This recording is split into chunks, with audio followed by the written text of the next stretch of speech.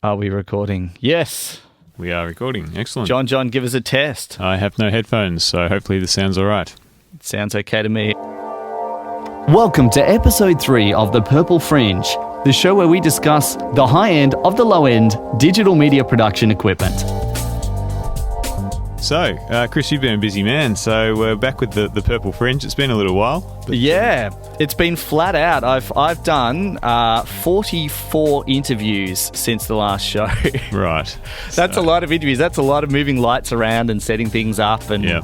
Oh my God, I'm surprised I'm still standing. But it's been fun. It's been really good. A lot of on the run stuff, just thinking on my feet as well. And I've had a really good time. Just poking, at things like where suddenly there's 3 people turn up and you have to suddenly mic 3 people up and get them all ready to go, and you've got 15 minutes before you need to do it. It's amazing. But it's been a good learning experience and a real test for some bits of equipment. So, yeah. Excellent. Well, speaking of bits of equipment, today we're just going to focus mainly on the news because it has been a little while since we last caught up. So there's been a few things happening in the industry. There's been a lot going on. It's been an amazing time to be around, especially with some of the... It's hitting the point now where the intellectual property of companies, they've got this high-end stuff that they're just realizing to compete, they're going to have to actually introduce it into the lower-end spec stuff for a cheaper price. And what's starting to come out lens-wise... Well, it's starting to mature as well. I think the 4K stuff is starting to mature. A lot of the SLRs are really starting to mature. So, look, it's exciting times, and... there's been quite a lot of still camera stuff that's happened over the last couple of weeks, but also some video camera news from Sony, which I know you'll be eager to get to a little bit later. Brilliant. So let's hit the banger, John, that you've been wanting to talk about forever. Well, we sort of talked about rumours last episode. Now it's more official, and that's the Canon 1D Mark II, so their flagship model. Finally been announced, not released yet, but announced. So some of the specs of this new camera, first thing is built-in GPS, which I guess makes a lot of sense in many respects because it is a camera that's used for wildlife photography and sports photography. Maybe not so much for the sports photography, but definitely for the wildlife photography. The GPS could be a useful function to have built in rather than the very expensive Canon add-ons of the past. One of the interesting things, and there's rumours for the replacement for the 5D to have this as well, is the memory it's using. So it's using one compact flash, but also one CFast card, which is great because you can get half a gigabyte a second in terms of write speeds. However, they're still a bit pricey from what I've seen, Chris. Yeah, they are quite pricey. But look, memory cards are always one of the things. They've got a short lifespan, I suppose, in the fact that they double every couple of years. But when you look at it compared to the cost of a lens or something like that, I mean, it's something that you use all the time. Yeah. And generally, I've always had the view of get at least one fast, ridiculously good card and spend $300 or whatever you need to spend on that card, and you'll never regret it. I mean, just having the transfer speed to get it across your hard disk afterwards is amazing. When you've had a shoot all day and you just dump 64 gig in 10 minutes, it's great.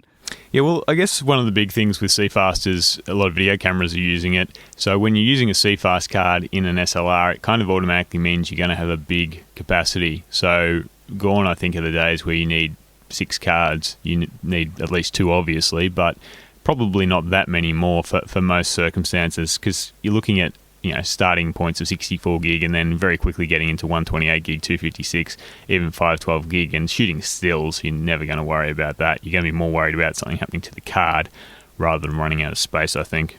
Yeah, but the CFast cards, as far as I'm aware, are engineered in a way where they're fairly robust cards. They're designed for the professional market. Yep, apart from the hacks from Atomos for their devices. But moving on, the other thing about this camera, it's a speed demon, as all 1Ds have been. So we're talking 14 frames per second or 16 with the mirror up. So you can absolutely bust through those shots. The other nice thing is that it's 170 raw shots in the buffer. So you can absolutely machine gun it. And if you can't get your shot in the 170 frames, then you've probably got bigger problems. So, 170 in the raw, I like that because you could have the bride coming down the aisle or someone running from one end of the field to the other and get pretty much every single step of the way, almost holding down the shutter. So that's a nice sort of feature there. It's a 20 megapixel sensor. It was an 18, so it's not a high megapixel sensor. It's not meant to be. It's about the quality of those pixels rather than the number of them. So no real surprises in that respect. Canon are claiming that there's less heat and therefore less noise on this sensor, which is always a good thing as well. Yeah, I can imagine that this sensor is going to be very clean. Yeah. Do you know who manufactures that sensor? It is a Canon sensor. It is a Canon sensor. So it's sensor? their new generation of Canon sensors. Is this their first flagship camera to have that new generation? Yeah, of well, sensor? first camera, full stop, I think. So Yeah, I exciting. would expect the new 5D when that comes out to have it, but this is their new top of the pops. So the other interesting thing about it from a video perspective is its video recording abilities. So there was the 1DC, At least we forget. which was a 1D with a big heat sink on it. Basically, it was a nice stills camera because it was a 1D, but it happened to shoot 4K as well, and you paid a lot more for that privilege. This one can shoot 4K at 60 frames per second, which is a bit of a trick up its sleeve because most of the other products out there are shooting 4K, but they're not doing it at 60 frames per second. So it's a good old 29 and 59 second rule just to get around those EU tax laws. So that's still a tiny issue, I guess, if you're shooting long form stuff. But people using this sort of camera, I don't think are shooting, big conferences and long form interviews and that sort of thing. No, and the thing is here though, so they go for less than 30 minutes of record time, so it's not a professional camera. Yet it records at 800 megabits per second in 4K. My God, yes. What kind of bitrate is this? It's not professional at all. No, that's unbelievable. That's actually quite exciting. I am absolutely hoping it's going to be a 10-bit format too. Do you know if it is? I'm not sure off the top of my head. If it is a 10-bit format, which gives you the scope to color and shoot a flat profile. Wow, this thing is going to dominate. I don't know, but is it? We're not going to realize. Find out. Yeah, until we.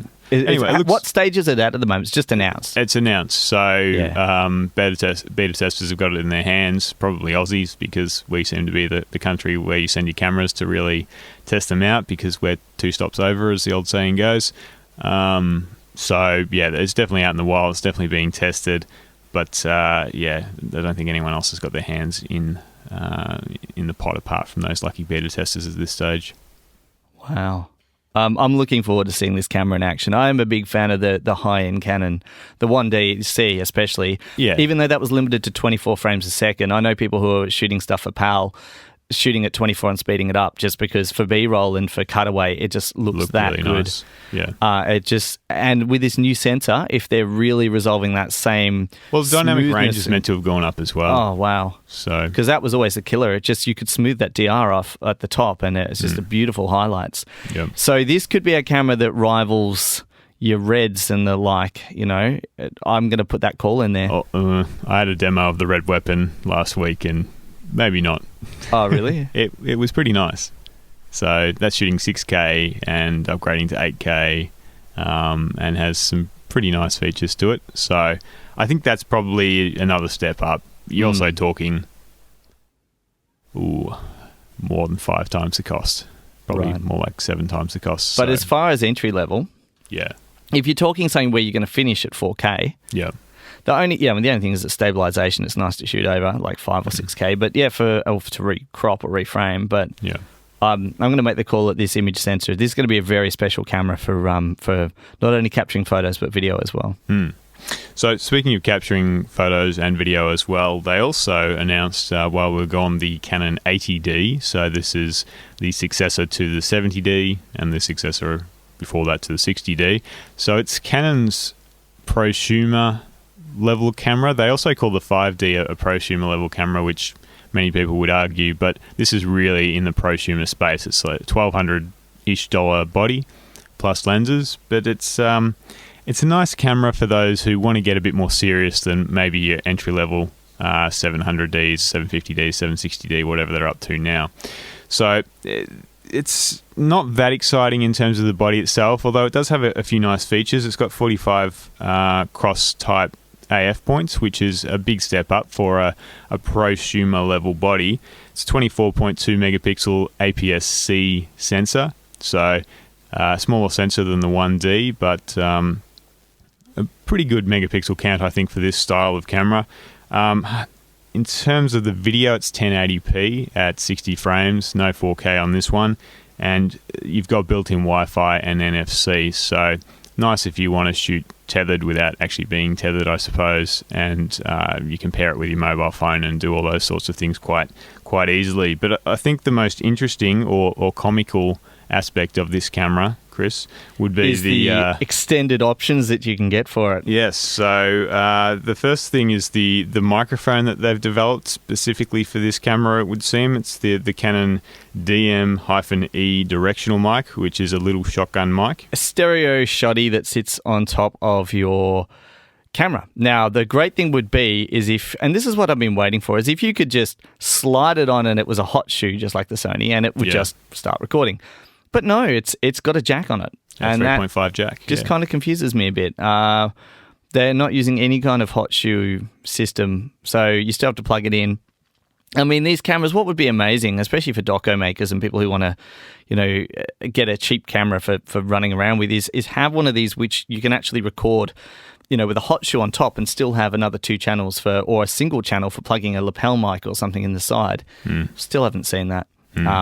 I mean... And the thing with this is, why not just get the Rode, which is cheaper? Or the Sennheiser. And look, maybe this will be amazing in terms of sound quality, we don't know, but just on paper, there's nothing apart from the Canon branding on it that makes you really want to go out and get this mic. Yeah, look, until I've heard it, I'm not going to judge it, but it's a bit of a Canon value add that they can sort of sell at the store, I think. I think you'll see it heavily discounted at store level. It looks pretty cheap. It doesn't look like it's particularly well built or anything. No.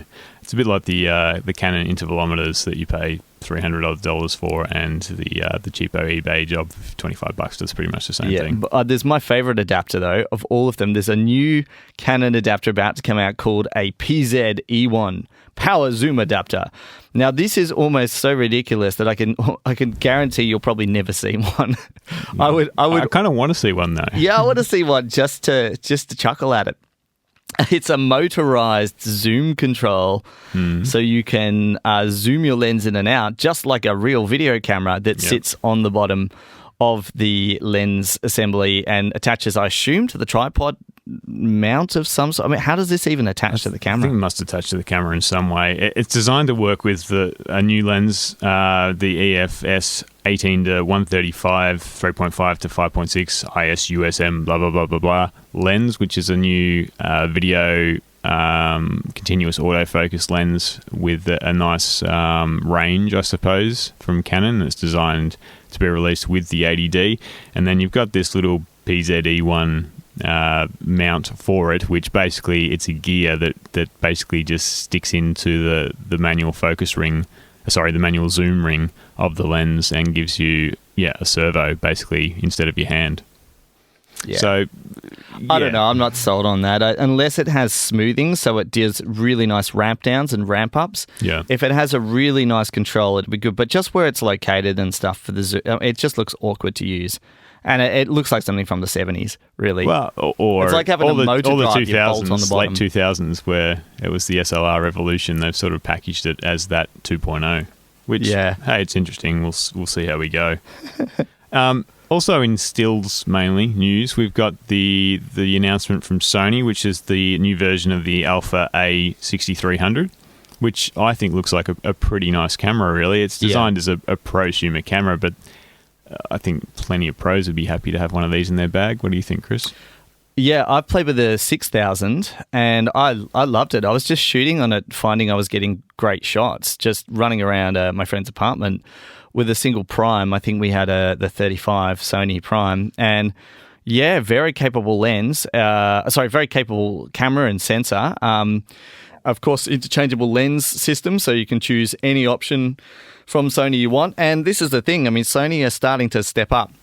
Yeah, certainly there's a bit as of an far as their infrastructure lens range, and other manufacturers are coming on board now, and that's the big thing that we're starting to see. Yeah, you got Sigmas and stuff in there as well. Yep, Sigmas down the sort of lower end, I guess, and Roikkonen and those guys. But then at the top, you've got the Zeiss glass and things, which arguably you could say is a bit of overkill. But I don't think on a 6300 it would be an overkill, to be honest, because it's still an amazingly good camera. If you put a good piece of glass on this camera, it's a perfect super portable spare body for any of the higher end lenses. Even if you put the full frame lens on these bodies, they look fantastic. Yeah, it won't be so portable once you do, but the body itself, I think, is quite impressive. It's an APS-C sensor, so you're going to get a bit of a crop factor there on any of those more professional lenses that you might mount. But the most impressive thing and the talking point on this particular camera is the autofocus system. It's a 425 or something phase detect autofocus points across the entire frame. There's a nice demo up on one of the Sony websites of a rally car coming flying around the corner, and they're showing how the autofocus system works on it. And it just looks intense, and the fact that it's across the frame is also really great. There's nothing more annoying than trying to get a bit of autofocus on a point where there isn't an autofocus crosshair to get focus there. So look, it's a secondary camera or a travel camera or something like that, but it definitely looks pretty serious, especially when it comes to its autofocus system. And certainly as a super mini doco camera, if you wanted to use it for cutaway, it does have the capability to shoot 4K, which is, of course, super handy at this point in time anyway for reframing and to stabilize. And, I mean, for the price, it's what, $1,000 it'll settle out at? Maybe it's about $1,200, I know. Yeah, Australian a little bit more, but yeah. Yeah, but it'll settle out at a really nice entry. Certainly if you want something small. As you say, once you start adding the bigger lenses, it starts getting a bit chunkier. But I mean, and a bit lopsided too. Yeah, it is front heavy. Yeah, that's for sure. But when you're holding a camera and you're reaching for the zoom ring and things anyway, it sort of balances out okay. Yeah. As long as you're using the smaller lenses on it, there's a lot of options. And if you want to bang on a nice prime, you can get a Sigma 19 for $250 odd bucks. You can get a Sony 35 for $600. You could set yourself up for under $2,000 with 3 good solid primes and a little shooter. If you wanted to just go out, have a portable shooter for taking really lovely beauty shots, you could definitely set yourself up for cheap. Definitely. Yeah. Well, speaking of beauty shots, the 85 is a traditional beauty shot sort of lens. Tamron's released, or at least announced, an interesting one, because there are some other nice lenses at the 85mm mark. Canon's got the 1.2. There's a Sigma 1.4. This is a 1.8, so it's a little bit slower, but it does have an interesting feature, and that is that they've added VC or vibration compensation into this lens. So if you've drunk too much coffee or you're shooting video perhaps, this might be a nice addition to this style of lens. And yeah, stabilization at 85 is something that's... you're really amplifying the movement in the camera at that point. Yeah. So if you're indoors and you're especially firing a whole load of group shots and also like double shots or even portrait on the fly shots, it'd be perfect for that. The one thing to remember though is that yes, it will stabilize and it will make your shots a lot sharper, but your movement of the people, your subject, is still going to be an issue. The biggest problem you have once you start getting stabilized lenses, you're like, oh wow, I'm getting these shots, and you do test runs, in your room where you're shooting, your fruit bowl and your everything in your room and your garden gnomes, everything, going, wow, I'm shooting this at half a second. Then you get someone in front of it in a live situation and they will move their head, they will. Getting people to freeze perfectly is actually the hardest thing once you start getting to the point where you're really using that VC. But as you say, still super impressive, and it's gonna save you, I reckon, a whole lot of headaches for that portrait on the fly stuff, especially in lower light where you wouldn't necessarily go 85mm. You might consider it now. Well, yeah. Look, I'd still probably, if this was a 1.4, I'd buy it. I'd still possibly go to the Sigma 1.4 for this style of lens at 85mm. If you're doing video, you'd definitely go for the Tamron. And there's rumours of a Sigma Art 85 coming out in the not too distant future, which would be very nice. But I would find, because going back to the movement thing, I think, Chris, at a wedding, for example, I wouldn't want to shoot at much less than 1/60. In fact, that'd probably be my absolute slowest. Yeah. And the good old rule of thumb is your focal length is your shutter speed. So, 85, you wouldn't go much slower than 85. Now, with vibration compensation, well, maybe you could, but the problem is if you go much slower, then people, as you say, are going to be moving. And even with the VC, you'll get a nice sharp backdrop. Yeah. But people are going to blur. So I don't know. I think maybe the little bit of extra light, a 1.4 on the 85mm would let in, might be more advantageous for what I do. But I can definitely see it for people shooting video and people shooting stuff in sort of medium to reasonable light, it definitely being a nice lens. I'm curious. What I think it would be really nice for, honestly, is if you were shooting full frame video where you were going a little bit tighter on a slider or something like that. That compensation would just get that tiny little bit of judder and rumble you sometimes get on your, even when you set your slider up well. Sometimes you do get a little bit of travel bump, and that would anything you can do at an optical level before you take it in digital. In my world, is a good thing. So yeah, definitely. I mean, they're also announcing it for Sony. Interestingly, it's Nikon, it's Canon, but the Sony's coming later. And a lot of brands seem to be doing this. They'll support Sony, but they're kind of almost like, wait to see how sales go. We'll deal with that later. Yeah. Yeah. The other lens announcement from Tamron, I'm a little confused by, and maybe someone can write in and tell us what the real reasoning for this lens is. It's the Tamron SP 90mm macro lens. It's a 2.8 lens, and you might think, well, what's wrong with that? That sounds like a decent lens. And it does, except Tamron have already got two 90mm 2.8 macro lenses. I have one of them at work. I haven't used it that much, but it seems pretty nice. It's the higher end version of those two lenses. So look, I'm not sure if they're replacing one of those lenses or this is a third 90mm 2.8 macro. That seems like a lot of 90mm 2.8 macros to have in your arsenal, but I think it would be a good lens. I just don't quite see why that was what they went with. I think the word here is macro. That they've probably got something just with the way their bokeh works, or something that happens at that low level that's really looking nice. I'd without having it in my hand and being able to compare to a previous one. Yeah, it's a bit hard. I mean, macro lenses are really good. We used one a week ago on a shoot for a company doing a whole load of sand vibrating off the top of a product, and it just picked up the light in a really beautiful way. That was actually using a Canon, I think it was an 85, or what's the Canon? The 100, perhaps? It was a 100, and that really, really, especially at macro mode, just picked up this beautiful, stunning details that were just, in that half inch of focus. So people love that look. But there's a lot of options already out there.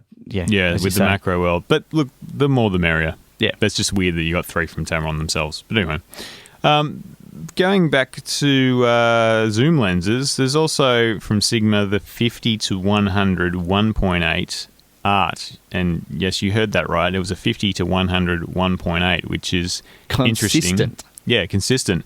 Now, the reason they're able to do this is because it's an APS-C style lens. It won't work on a full frame body. But if you're shooting, on a 7D perhaps, or the Nikon equivalent, or the Sony equivalent, I suppose, look, it sounds like a really interesting lens to have in your arsenal. It's probably the equivalent of a 70 to 150, which is a pretty useful focal length. In fact, I probably shoot most of my photos in that focal length range, and to have that at 1.8, well, that's better than 2.8.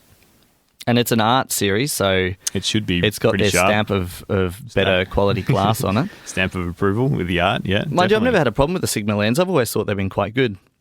Yeah, look, my DX30 is the best lens of any kind of primes. One of the best lenses I've ever used. It's amazing. Yeah, look, I think Sigma definitely had their problems back in the day, but in the last few years, they've made lots of concerted efforts to make sure there's consistent quality. I think there was always quality, but it was a bit of a lucky dip. Sometimes you got the quality and sometimes you didn't, and it was pretty upsetting when you didn't. However, I think lately, especially with the art line, they've made leaps and bounds in terms of getting a consistent level of quality out there in the marketplace. They're the underdog, Sigma, really. They've got some great products. I think Sigma's winning at the moment, but Tamron's also, I think, punching above their weight as well at the moment. So they're both doing pretty well, which is good because Canon seems to be charging a lot of money for their glass lately, and we need that competition. Yeah. And, it is hard to get pieces of... I mean, people say, oh, well, it can't cost you that much to, grind a piece when you're making hundreds and thousands of them. But the actual raw materials and the raw grade of glass and all the quality they have to go through to actually test and make sure that the bits of glass are pure and everything. There's a lot of manual intervention. And Sigma actually put a lot of videos from their factories online, and you have a look at the process, and there's a lot of human interaction. This isn't just rolling off a conveyor belt. Yeah. Every step of the way, someone's picking the piece of glass or metal or electronics up and looking at it, inspecting it, and putting it together pretty much by hand. So it's not a cheap process, and it's done in countries a lot of the time where the labour isn't that cheap as well. because you really need people who have got the understanding if something goes wrong, or if they need to reshine things or repolish it. And there's a lot of responsibilities to make sure that goes out with top quality. Which, good on them for putting a lot of promotional material out there. We might get in touch with some of these companies in the future and try to ask to chat to someone about these kind of things, because it's having an insight into how your lens is actually made. I think is quite an interesting thing. Definitely. You take it for granted some of the technology, even coatings and things like that go into these. All these new coatings that repel oil and dust and water and all that sort of stuff. It's pretty and also fascinating. Reflections. I mean, I know when we were shooting yesterday, there was some LEDs on a product, and it was obviously bouncing inside of the lens and flipping it upside down, and we sort of had a mirror image because they were really bright blue LEDs. And we switched to another lens, and we realized at that point how good our Canon lens was with its coatings, because it just came out like absolute dog's balls. It was just a ridiculous amount of reflection. So every lens has its internal refraction and reflection management, and it's an art, absolute art to making lenses. Definitely. So we'll definitely look at that in the future. Hey. Yeah, I know you're quite excited about this one, Chris. So I'm going to let you talk, because I've been talking quite a lot today. And I know you're very excited about this particular announcement from Sony, and that is the new Sony PXW-Z150 XD Cam Professional Camcorder, or as I like to call it, the exciting, boring camera. Exciting, boring. Hey, it is. Look, Sony have put their 150 mark on it. Let's go back a bit. Let's go back, 14 years when the Sony PD150 came out. Now, this is going back a fair bit for people out there who are uninitiated.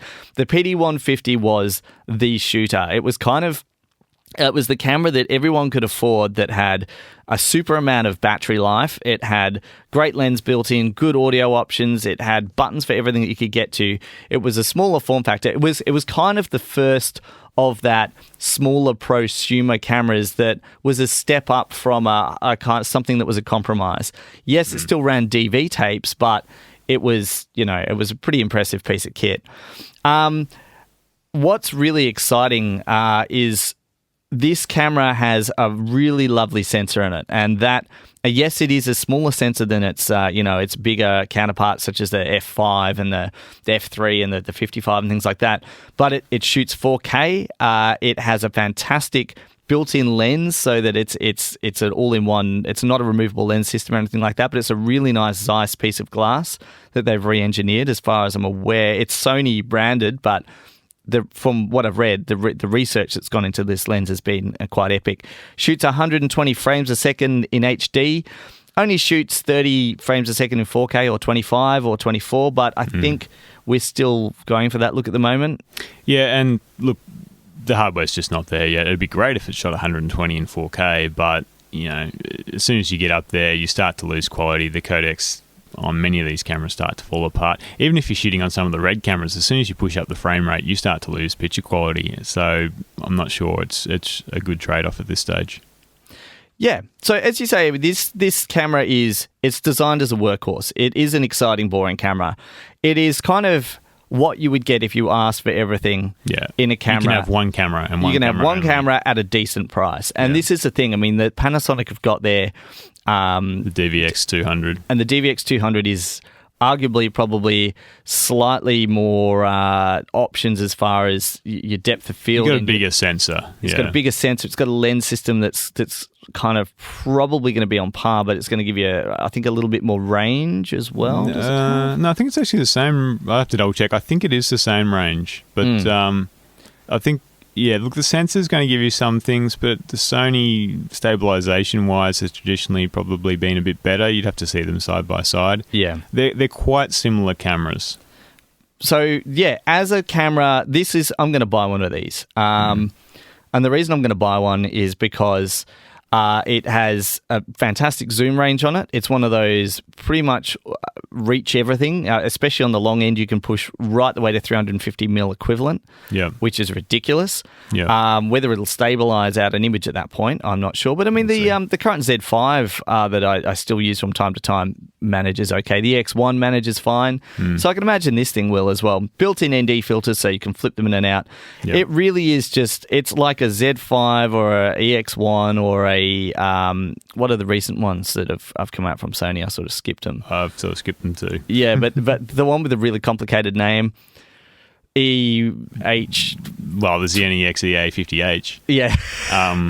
But yeah, that's a weird camera. I like it for some reasons. I hate it for other reasons. But I've always said that the PD150 had it right. That form factor was everything with your fingers in the right button. It's one of those, if it's not broke, don't fix it kind of attitude cameras. Yep. And I think this is what they've done. They've gone, well, what do people currently want? What does a prosumer currently want, to use that word? I know it's a terrible, dirty word, but this is really it. My only complaint is that the 4K that it shoots isn't necessarily in 10-bit. Yeah, they are saying that there isn't a S-Log mode, but I think there is. If you actually go into the picture profile modes and play around, there is actually a mode, as far as I'm aware, that will allow you to bring up an S-Log option. So it's very similar to the RX10 as far as the menu system. I was looking at a demonstration of it, and it looked almost identical. So I can almost imagine what's going to be in there already. The biggest thing with this camera is it also has Wi-Fi in it for streaming. So yeah, and I used to think Wi-Fi was one of those stupid, wanky, pointless features, and it was. But now it's getting a little bit more robust, and the fact that you can actually do more than just use your phone to download pictures, you can actually control the iris, you can control the white balance, and you can actually stream out a video signal. It's starting to get to the point where it's actually quite useful. So this, and I don't know if this is a scenario where you might be able to do this, but I'm guessing it's the kind of thing where you would be able to do an interview somewhere on a location, tether your phone to the camera. Yeah, for news. And actually have somebody sit in and watch the interview live while you're doing it and take some notes and actually sort of send it and record it at the other end as well, plus your side, and archive it. That could be pretty helpful. I mean, we can do this already, stuffing around with a lot of boxes and playing around, but the fact you can do that in camera just makes this thing a very functional camera. Yeah, as you say, it's exciting at the same time as being boring. It's nothing new, but it's everything that you've always wanted. It's everything that's current most of the that you wish you just had in one camera. So, look, I mean, we could sit and talk a lot about this camera, but I think it's going to be a winner. And it's got a nice little flip-out screen on it, and a nice OLED SDI viewfinder as well, because traditionally, as you know, Chris, with the Z7P, the Z5, they only had HDMI, and SDI was always missing. I like the fact that now you can get SDI in most...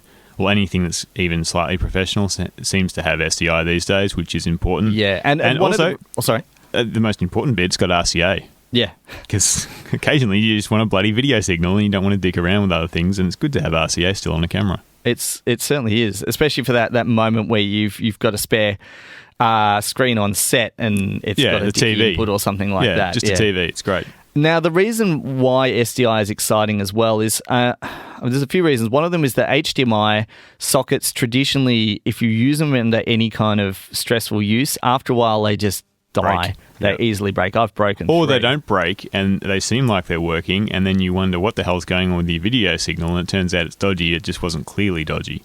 Yeah. And it's touchy and... Yeah, you just gently blow on it and it works, and then suddenly someone walks across the room and it stops working. Yeah. SDI doesn't do that. Yeah, SDI is very much plug and lock. And it's great that now that's coming to the prosumer grade market, because really we've wanted it for years.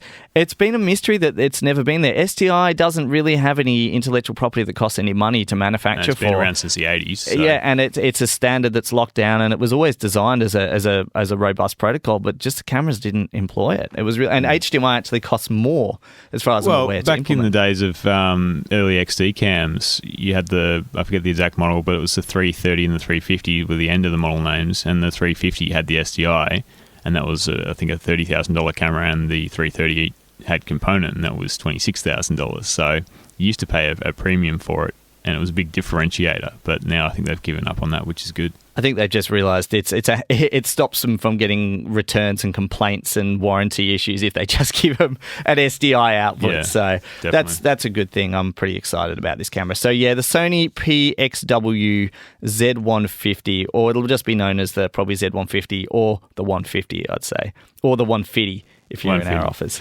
Yeah. Anyway, so, Chris, we'll let you know when we've got one, what we think of it. We do have some beers to try, except we can't do it in this very nice studio because I'm clumsy and I might make a mess. So we're going to step outside. The sound quality is about to drop, but bear with us because there's some interesting beers. All right, so beers for this week. We've just gone to the kitchenette for a bit of a a beer mission. All right. What have we got? Ooh. We've got the Three Circus Pub Hairy Mary. Well, it's featuring Hairy Mary. It's the pale ale. Who's Hairy Mary? I don't know, but we're about to drink her. She sounds like a nightmare for the makeup department. It's 5.1, so it's got a little bit of curry to it. A bit dry after this, so we'll only be having one today. Oh, I've got to go to train station. And, actually, I told my friend to jump on the bus from the airport to come here so we could do the podcast. All right. All right, let's have a shot.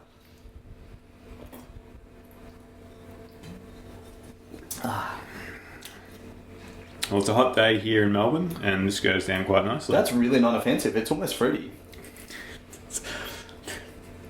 It's high praise, really not offensive. Yeah, no, that's good. Yeah, that's a really nice. It's almost got a zesty kind of edge to it. Yeah, at the start of it. Yeah, and then it kind of mellows out and sits really well. Yeah. Yeah, I can definitely taste the hair in there. The Hairy Mary. It's quite a nice label. It looks like a stamp from the 40s. Yeah. This is a really good. So yeah, the Hairy Mary Pale Ale by Three Pub Circus Australia. So where are Three Pub from? Do you know anything about the Three Pub Brewing Company? I don't. I just grabbed something off the shelf and thought we'd give it a go. Yeah, okay. So, well, they are from Hawthorne. No. Surely not. Hawthorne East. That's where you just come down from. The road. Oh, geez, all right. Is this a local I'll market? have to go and visit Hairy Mary. Okay, well, is there a way you can visit them? I don't know. I'm going to find out now. But it has IBU and EPC. It's almost EBU. Okay. Anyway, I'll buy that again. Yeah, that's not bad. So there we go. The Hairy Mary Pale Ale by Three Pub Circus. All right. All right, John. Well, it's been a good show. Thanks, guys, for hanging in there. We've had some very busy times in our lives recently, but that leads to a lot of experience, and we'll probably talk about some of these in the weeks to come. I mean, there's been 44 interviews. I was doing 9 interviews and cutaway for 9 different subjects a day at one point. So knocking over stuff like that, we had to think on our feet. So, you been what? Yeah, just that wedding that we did. We've edited the photos, cut some video, and back to the 9 to 5 and a bit of teaching. So it's been busy times. The 100 frames a second experiment. Yes, worked quite well. I thought. I'm glad that worked quite well. A lot of clients were happy, so that's all you want. I was just worried when I suddenly started running around at 100 with the stabilizer on and realised the stabilization tool actually works differently in the camera. At 100 than it does at 50 or 25. These are all little things that you don't realise until you're out there. Not in the manual, or at least you don't read them, because, they're all technical things that you don't meet until you meet them. That's right, but that's why we have the Purple Fringe, and we'll be discussing this and much more in the weeks to come. Excellent. Thanks, Chris. Enjoy it.